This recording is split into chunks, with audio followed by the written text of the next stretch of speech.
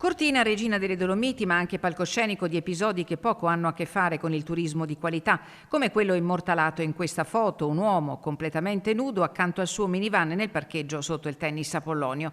La scena, durata diversi minuti, sotto gli occhi di una mamma e del figlio piccolo, ha lasciato tutti senza parole. Assolutamente hanno ragione, è lo stesso sdegno che ho io come sindaco, ma tutta l'amministrazione.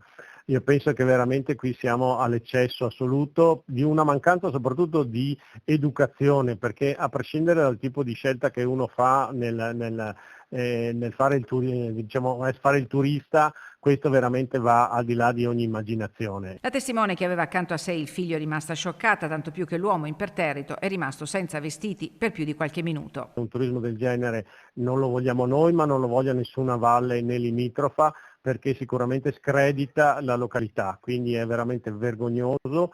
Io so che con i vigili stiamo cercando di fare le verifiche su questi che sono i parcheggi, ma purtroppo è sempre difficile trovarli nel momento in cui accadono certe cose, quindi non riusciamo a contravvenirli. Ma i casi di inciviltà, a quanto pare, stanno diventando sempre più frequenti e i video che li ritraggono sono numerosi. Lo dimostrano anche queste immagini riprese in un giorno di pioggia a Rio Gere, dove due turisti stranieri hanno pensato di fare la doccia approfittando della cascatella d'acqua che scendeva dalla grondaia del rifugio.